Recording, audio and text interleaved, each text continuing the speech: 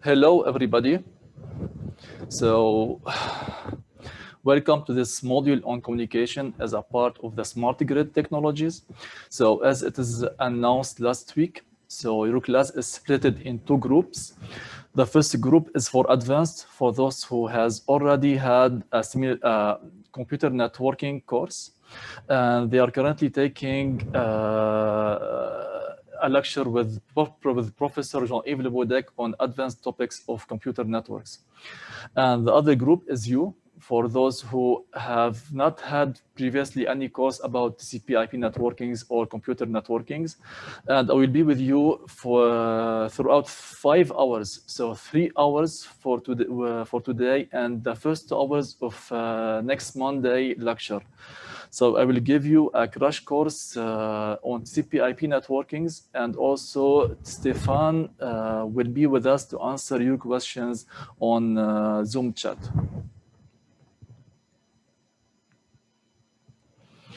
So for today, for sure, we'll have a lecture session. Also, for this week, you will have to do a quiz that's called Quiz Communication Beginner 1. And you have a lab to do as well. So the due date for the lab is the 25th of March. But before, so you can start doing the lab today or tomorrow. But before being able to submit the lab, you need to pass the quiz. So we need to have at least 70% with a full mark of the quiz to be able to submit the lab. Otherwise, the lab submission will not be accessible for you. And then, so we have every week one quiz. To start a quiz, you need to be up to date with the quizzes that are announced before. So this week we have QuizCom B1. Next week we'll have QuizCom B2. To be able to start QuizCom B2, you need to pass the first quiz, the QuizCom B1. And the quizzes are mandatory, but the grades that you get on these quizzes will not count for the final grade for this course of smart grid technologies. So the goal behind these quizzes is to help you, to prepare you to do the labs.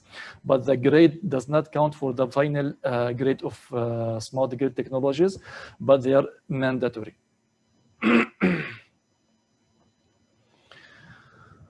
So this is the outline of the crash course that we'll see this week and next week. So we'll start with the layered model of the communication.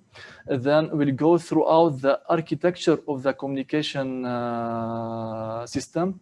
And third, it will be a programmer's view of TCP/IP. This means that if a programmer wants to implement its own application, how it can interface with the TCP/IP stack. At the end, we'll show together some performance aspects. Why communication module in smart grid technologies? Actually, I will give you just a simple example where communication is required. So we can think about a PMU, a phasor measurement unit that needs to exchange data or send data to the PDC, the phasor data concentrator. So this is a very simple example that we have it that will should work well all the time in order to ensure a well behavior of the grid. So this communication should be reliable. It is real time. So we need to ensure that the communication that we have does not violate the real time constraints. And if security is required, we need to be ensured that this communication is secure. This is just a simple example, but in the grid, we have many other components that need to exchange data in order to ensure the well behavior of the grid. And this is why we have this module on communication as a part of the smart grid technologies. So we have what we call the layered architecture of the TCP/IP stack. So the TCP/IP stack is implemented as 5 layers. A layer is just a module. The idea behind layers is to have some flexibility, some modular implementation of this stack. So this allows us to evolve within one layer without modifying the other layers. So because every layer is responsible of implementing well-defined functions and mechanisms, and also the interface between one layer and the other layer is well-defined. So whenever we do at the application layer, as long as we respect the interface between these two layers. So the modification that apport of the new application that implement and this at this layer, it will be seamless, transparent to the other layers.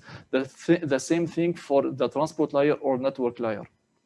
So whatever we do within one layer, it will be transparent, seamless for other layers, as long as we respect the interface that are well defined, well standardized among the different layers. Now, the application layer is just any piece of software that requires the communication service. So you can think about your web browser, your YouTube application, your music application that's listening in real time, or WhatsApp. So any piece of software that requires the communication service, it's an application and needs to ask for a service from the transport layer. So the transport layer is the service provider of this communication service to the application. So and it hides all the complexity of the network to the application. So the application has some data to send, whether it is a movie or a music file or an image. So it will deliver this file to the transport layer, and then it is up to the transport layer to put it in a format that can the network deal with and transfer it to the other endpoint, to the destination. So the transport layer is the service provider to the application. The network layer is responsible for allowing any potential sources to communicate with any potential destination worldwide. So it is the scope of the network layer is the whole internet. So it is this layer which allows the information to go through the network. It draws the path from the one endpoint to the other point through the whole network. The MAC layer is also used for interconnection among devices, but within a very small scope. So the network layer, the scope of the network layer is the whole network. The MAC layer, the scope of the MAC layer is only the local area network. A local area network can be your network at home. So if you have your laptop, your smartphone, and a printer that are connected to your Wi-Fi at home, so this is an example of a local area network. And this is the scope of the MAC that is used at home. So at Epfl, for example, the size of a local area network can go up to 254 devices connected together at the MAC layer. So this is the scope of the MAC layer, is really the local area network. The scope of the network layer is the whole internet, and this is the network layer that allows us to go from one local area network, from one small network to another network. And in the end, we have the physical layer is nothing but the transformation of the data that we have 1001 to the physical channel, to a physical signal. So if the physical channel is a fiber optic, so the physical signal is light. If it is Wi-Fi, it will be electromagnetic waves. If it is copper, it is just electrical signals. And to understand better this layered architecture, let us think as if you are the application. So you have a postcard, a parcel, a package that you want to send to your friend somewhere else in another country, let's assume that. And what to do? So you are the application, and you look for a transportation, for a communication service. So you prepare your postcard, you write well the address of the destination of your friend, and also you might add your own address in case there's some error in the network and the postcard needs to come back to you. And you go to the post office. So you are the application and you have a data to send, and your transport layer is the post office. You go to the post office and you ask the post office to provide you this communication service, this transportation service. And at the same time, you specify the type of service that you want, whether you need type A for high priority, or type B for normal priority, or you might ask for reliable communication to have some acknowledgement. So this is the transport layer, is the post office. And the interface between you, the application, and the post office is the counter. So this well-defined interface, whatever you need to do with the post office, you need to go to the counter and communicate through the counter. And then the network layer is just the distribution centers that are behind. So your postcard will go from one distribution center to another until it reaches the last distribution center of your friend. So this is the network. So you have the path from you, one endpoint, the source endpoint, to the destination endpoint to your friend. And on the other side, you have the post office that will take the postcard and it will deliver the postcard to your friend. So here I would to emphasize something. So it is a very important concept that we'll see more in details later, but this is what we call the end-to-end principle in TCP-IP networking. So if you notice that the application and the transport layer appear only on one end, on the source endpoint and on the destination endpoint. So in the middle, there's no post office, there's no application in the middle. So in the middle, you have only the distribution centers that will take your postcard from one to another until it reaches the last post office. So this is the principle that we call end-to-end. So the application and transport layer only at the two endpoints of the communication, but in the middle, we cannot have any layer that's above the network layer. In the middle, we have only network, MAC, physical, but transport and application only at the two endpoints of the communication. For sure, later we will see that we have some violation of this principle, but this violation is for good reasons. Now here, so we have an example of an application layer. So we have Alice wants to is surfing on the internet and wants to connect to the IBM web server. So it will write the URL here, so the name of the IBM server, a click. So it will send a request to the server here, and the server will answer with a reply. So now we have the communication between the Alice and the web server. It's not so simple. So it is, we talk about web browser, we need very structured data. So the data should be well displayed, every file, every data in its place on the screen. So we need to agree on some rules between the two endpoints of the application. Otherwise, the browser will not be able to understand the data that's sent by the web servers. So it will be just 0110 if there's no rules respected or agreed between the two endpoints. And these rules, the set of these rules and format is called protocol. So a protocol is a set of rules and format that both endpoint agrees on a given layer. So here we talk about the layer, the application layer. So the protocol used at the application layer is the HTTP. It is the HTTP. So here I'm talking about some complex application that needs some very strict rules, but we can think about protocols that are much more simple. So just think about some dummy application that needs just that's waiting only for instructions on off. So if it receives bit equal to 0, it is off. If it is 1, it is on. So it's very simple protocol. But this is called a protocol because they agreed on this simple protocol. And in the lab, you will implement your own protocols, your own applications in not this one, but the following lab. So the transport layer is the service provider for the application. So it provides a communication service to the application. And also it offers the interface. So you remember in the example that I gave, when you are the application and the post office is the transport layer, the interface was the counter. And here, the transport layer offers a programming interface to the application that's called Socket API, and we will see this in details next week.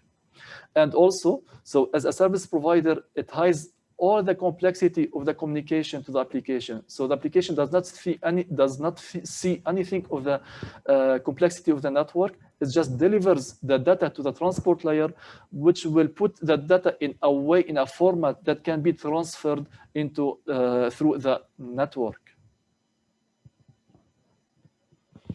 With the transport layer, we have also two main protocols. So as I said before, so a protocol is a set of rules that are applied or agreed between two layers. So at the transport layer, we have TCP and UDP. TCP stands for Transmission Control Protocol, UDP for User Data Protocol. TCP is reliable. So if you have some lost data in the network, so TCP will do all what it can to do to recover, to retransmit this data. But with UDP, it's not reliable at all. So if the data is lost. We cannot do anything to recover this data, unless we have something at the application layer that ensure the transmission of the data. But at the UDP level, there's no reliability.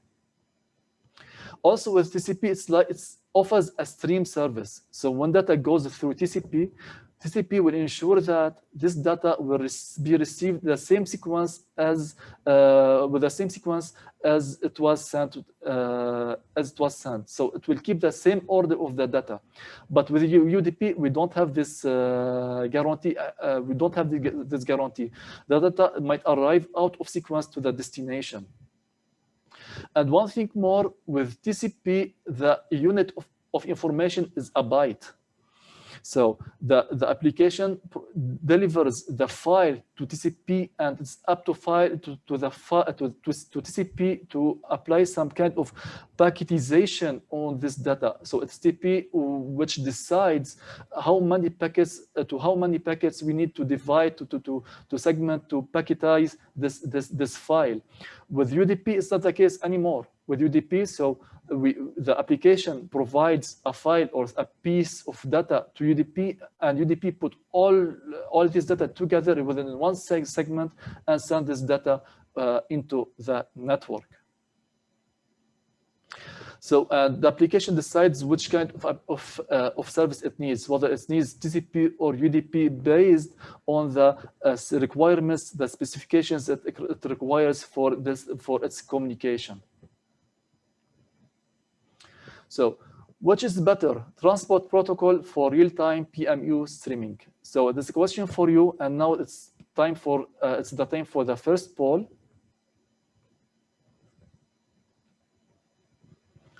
So TCP, UDP, neither, doesn't matter, I don't know.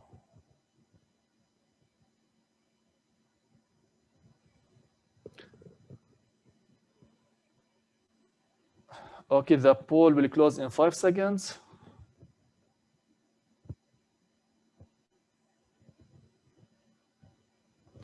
I close the poll. So as you can see, so the majority said TCP. Unfortunately, it's wrong. So the right answer is UDP. Why? It's true that TCP is reliable and it preserves the order of the data, but for real-time applications, TCP is not really a good solution. Why? Because since it is reliable, if a packet is lost, it will delay the subsequent packets until the packet that's lost is recovered. So it will retransmit the lost packet and waiting until the packet is recovered, and then it will deliver the subsequent packets. And this extra delay violates the constraint that we have of real-time streaming. This is why the TCP is not really a good solution for real-time applications. And this phenomenon is called head-of-line blocking. So the whole packets are blocked by one packet that's lost at the head of line. Now we move to the network layer. So the network layer ensures the connectivity between all potential sources with all potential destinations. So now we are talking about billions of potential sources and potential destinations. So simply the idea is to solve this problem. So we can think about a full mesh network. So every source is connected to all destinations, but is not efficient. Now, at the early stage of the network, so we had this system. So Bob sends a message to Alice. The message is received by some concentrator, by an intermediate system. The system will receive the message from many sources, and then based on the destination, will decide what would be the next hop for this message. In this case, so it received the whole message.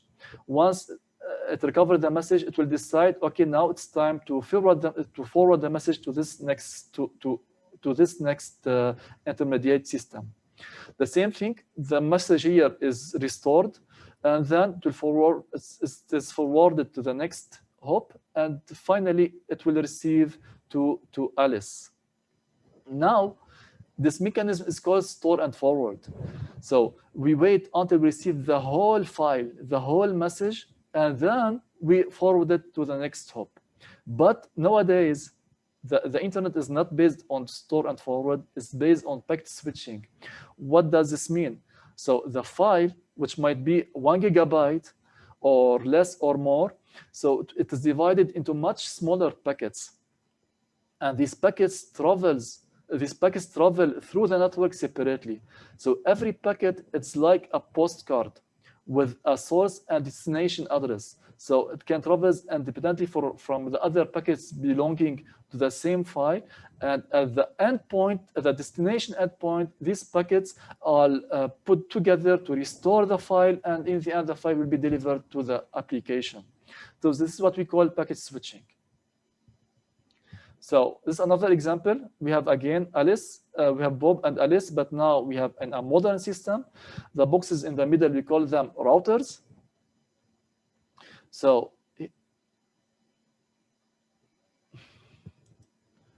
okay, Bob is sending the message to Alice. So the message is packetized in several packets. Now the packets are received by Bob's mail server. Bob mail server will restore the message, the email, and then again it will send it to Alice's mail server. Again, we have packets. They don't need to follow the same path. So every packet is independent of others in the network. And then the whole message is recovered by the mail server of Alice. And then once Alice is connected, the mail server of Alice will send the email to Alice, which will be recovered from the packets by the mail client. Excuse me. Yes? Why do you need the server? Actually, that's a good question, and I will come to this point later.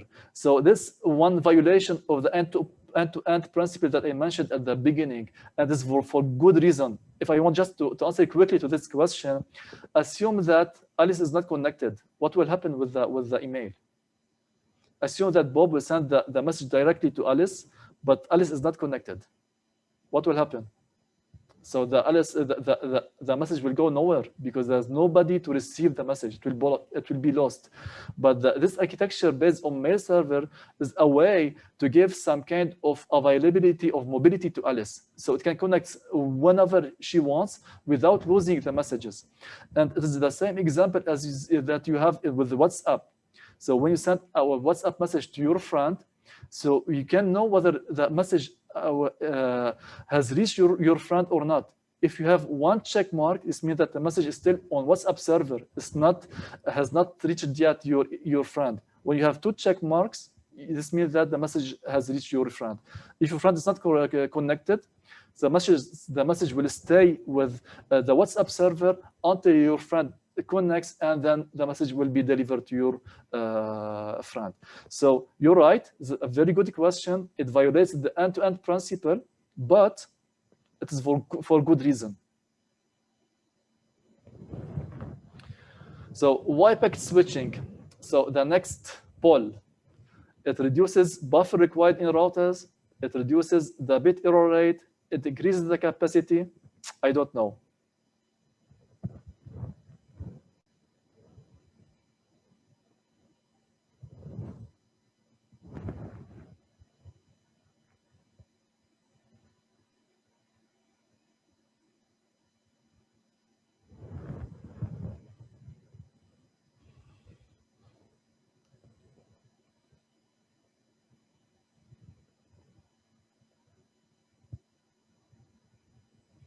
So poll will close in 5 seconds.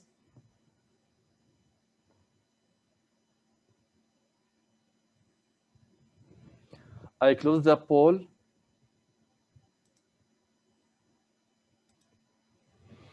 So we have actually, yeah, let us say the co-majority is the right answer.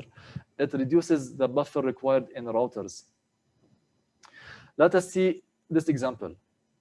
So here we have a time-space diagram. So the time flows vertically, and the space is according to the horizontal axis. So here we have the first node, the first device is sending a file to this and to this destination. And then in the middle, we have the intermediate node that will apply, in this case, the store and forward. So first of all, notice that the transmission of a file is not zero. So we have a transmission time for the file. And this transmission time is different whether the file is too big or too small. If it is 1 mega, we might have a very short transmission time. If it is 1 giga, the transmission time will be 1,000 times more than the small file. So, and also we have the propagation time. So the time that data needs to go from one hop to another, so it is not zero. It takes some time to reach the next hop. Now, this node is applying store and forward. It starts receiving the file, but it has to wait until it receives the whole file before starting forwarding the file to the next hop. So in this case, the required buffer size at this intermediate node will be the size of the whole file. If the file is of 1 giga, it has to have a buffer size of 1 giga to store the whole file before forwarding it to the next hop. With packet switching, so the intermediate node, the router, so okay, we call it now the router will start forwarding the message, the file, as long as it finishes receiving the first packet. So here we have the packets. The file is packetized into several packets. When the router finishes receiving the first packet, it starts forwarding the packet to the next hop. And that way, we are reducing the size of the buffer that is required for this communication from being the size of the whole message to be the size of the packet that's transmitted. The size of the packet. And also we have another advantage, which is the end-to-end delay. So we can notice that with packet switching, we have the end-to-end delay. So the delay from the source to the destination is shorter than the delay with store and forward. So now we have two good reasons to do packet switching. The first is the buffer size, and the second is the end-to-end delay. Now, this is a snapshot, a bit old, of the Epfl network. So here we have all these numbers that start with red. These are the Epfl backbone, the Epfl network. Here we have switch. So switch is the service provider to Epfl, of Epfl. So it's providing the connectivity to Epfl so that Epfl can be connected to the world. And switch also is the service provider for ETHZ. On this, here we have the ETHZ network with all these numbers that are start in blue with the blue color. Actually, at the beginning, I said that the packet is like a postcard. And also, I give the example that you are the application, you are sending a postcard or parcel to your friend, you need to indicate the address of your friend. And that's exactly what we have here in this network.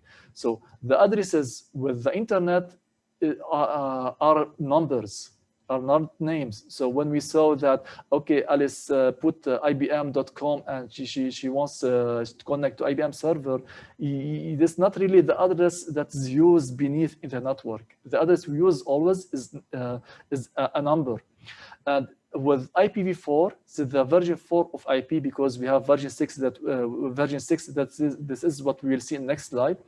So with version 4, the address is composed of 32 bits represented in decimal as 4 decimal numbers separated by dots. So here, the first number, if we look at this number, the first number is only 8 bits. This means that the largest value it can take is 255. So this is the explanation here in digits and in bits. So every piece of the IP address is 8 bits. And the lowest is 0, and the highest is 255. So we cannot have a number in one piece larger than 255. And now every machines in the internet needs to have an IP address, need to have an address. Otherwise you are not able to communicate with the machines, with these machines.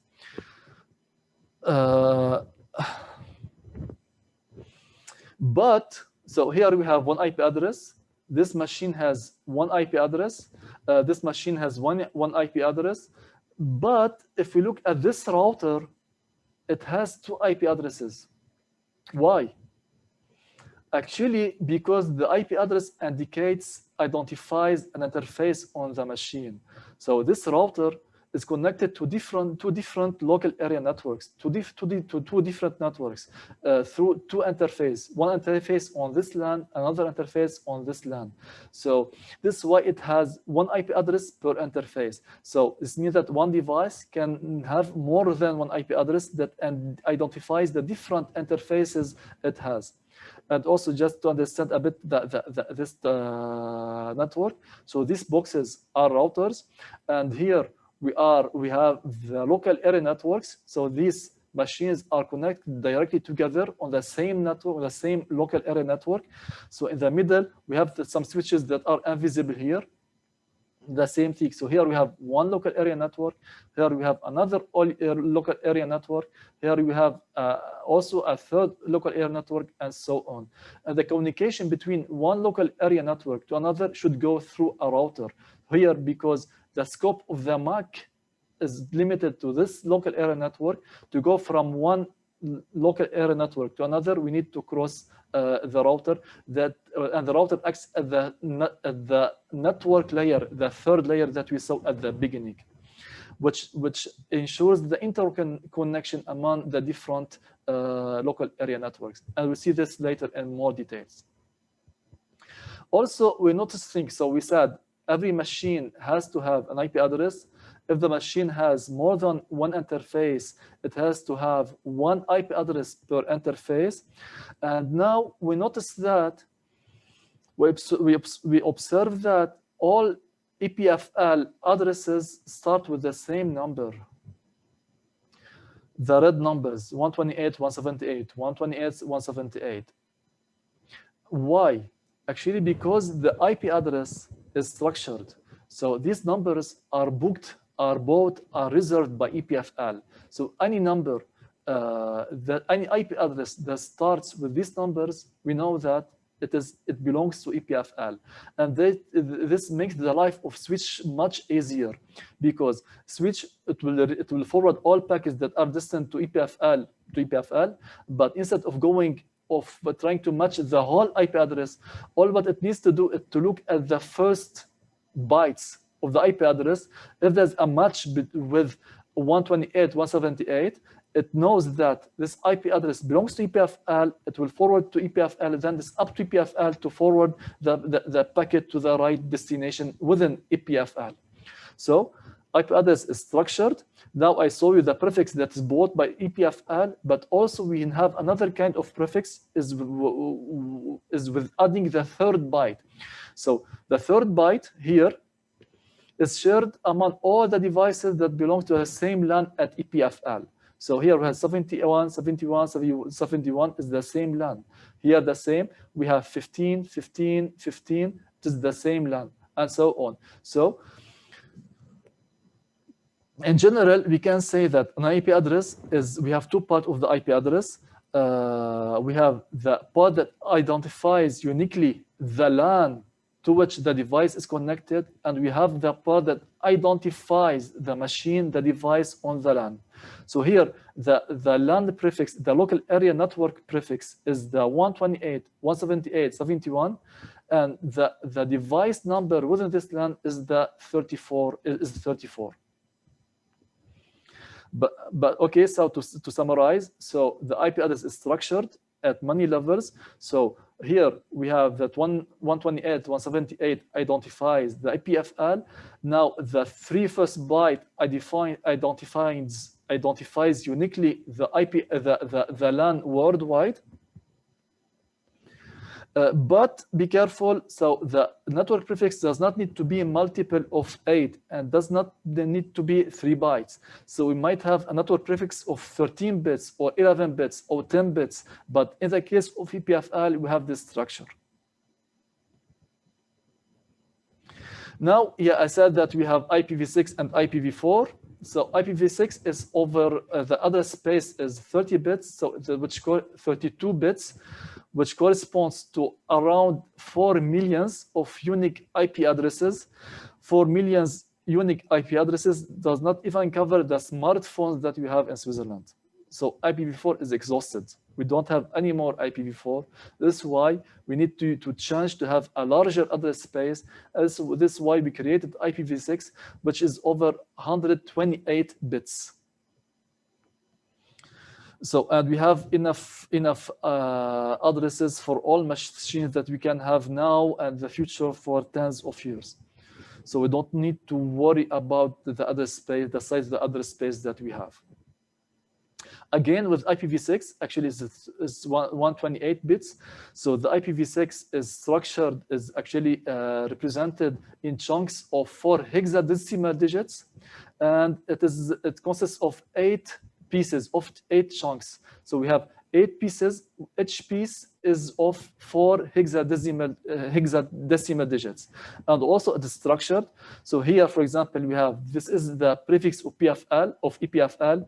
This is the network prefix. And this is the address of the machine within the network prefix. I'm not sure whether it's correct, but just as a representation of what might be a valid structure of an IP address. And also, we have what we call private IP address and public IP address. Public IP address is unique worldwide. A private IP address, it can be used locally within the intranet. Intranet, it is the internet of a company.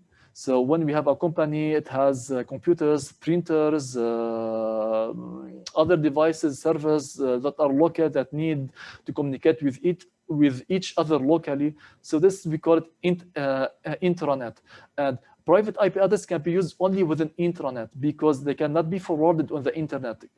If a router in the internet sees or receives a private address, it will drop the packet. So these IP addresses, the private IP address, cannot appear in the internet, but are only used within the intranet. The same thing with IPv6, we have also private IP addresses. Now, the IPv6 address is very complex to write and read. So fortunately, we have some rules to compress writing the IPv6 address. So the first rule is that if we have consecutive pieces of zeros, we can simply remove all these pieces and replace them by 2 colons. So this is the first rule. The second rule says that we cannot have the 2 colons twice within the IPv6 address, because otherwise we are not able to reconstitute, to restore the original IP address. The third rule says that if we have leading zeros, we can omit them. This is the case here. We have 0C26. So we remove the 0 and now it becomes C26. And this number is much easier to read and write than this number. So these are 3 rules. So we replace the consecutive pieces of 0 by 2 colons. We cannot have 2 colons twice within the IPv6 address, and also we can omit leading zeros. As simple as this. Paul, which of these is a valid IPv6 address?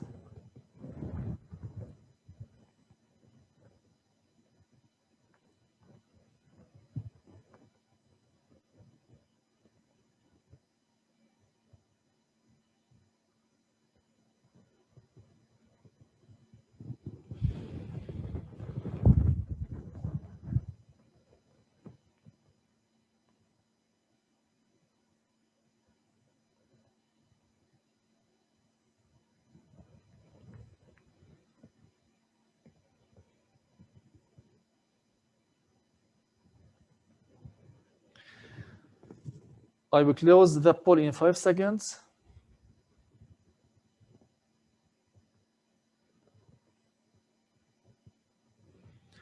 I will close the poll.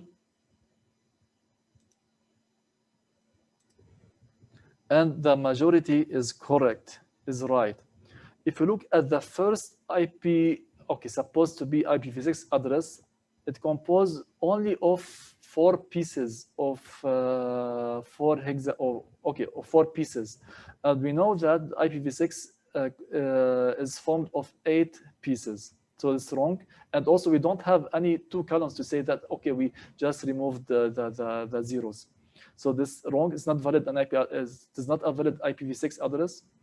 The second one, so okay, here the second one, we have twice 2 columns. So this violates one of the rules. And the third one, we have 4 pieces, but we have 2 columns. We can replace these 2 columns by the missing 4 pieces of zeros, and we get the original IPv6 address. So this is a valid one. Now, the structured address plus, okay, this is the IP principle number 1. So we said that we have the IPv6, the IP address is structured, and also inside the network we apply the longest prefix match to know what would be the next hop of the packet that we are dealing with. So we have every interface has an IP address. If a machine has multiple interfaces, it is what we call multi-homed. It should have multi IP addresses, 1 IP address per interface. So the IP address reflects which network the system belongs to. This is what we saw with the network prefix. Every packet contains the IP address of the destination, because every packet is considered as a separate postcard that needs to travel through the network alone, independently of the other packets. And also, every system has a forwarding table. Okay, so with the intermediate system or even the endpoints have a forwarding table to know what should be the next hop, to which next hop the packet should be forwarded. So we look at the IP address, and then we compare the IP address with the entries that we have in this forwarding table, in this routing table. Whenever we have a match, we use this match to know what would be the next hop. If you have multiple matches, we apply the longest prefix match, and this is what we'll see in the next slide. Now we have Lisa is sending a packet to Bart. The IP address of Bart is BDH2. Okay, so what we have, so here we look at the forwarding table at the first router. We have the first entry is B. Here it starts with B, so we have a match. But we don't have a match with the second entry. So we need to just use the unique match that we have. And the packet is forwarded to the interface number 2 and to go to router 2, R2. Now the same here at router R2, we'll apply the longest prefix match on the IP address of Bart on the destination IP address of this packet. So at the first entry, we don't have a match. We don't do anything. At the first entry, we have a match, but also we have a match with the third entry. So which one to consider? So if we apply the longest prefix match, is the second entry, because we have BD instead of only B that matches the destination IP address. And now we know that this packet should be go through the interface number 2 of this router, and then it's forwarded to Bart on interface number 2. Last poll before the break. How does R2 route a packet for Homer?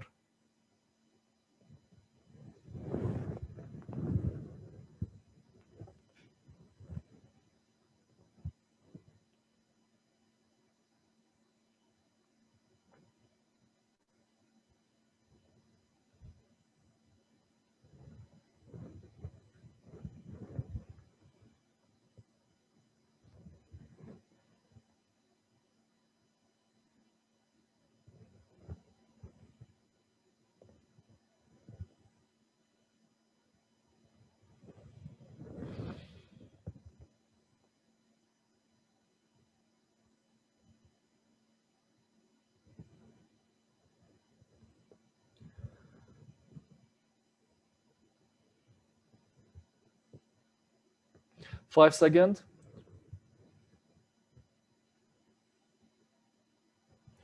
The poll ends, and the majority is correct.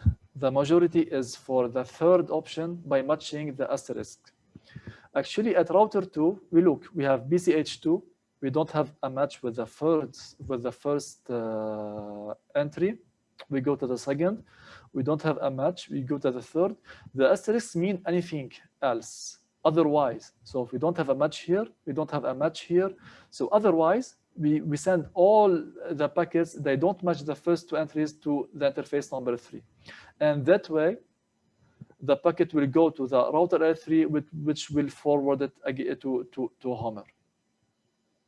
And then let us take a break and resume in 14 minutes.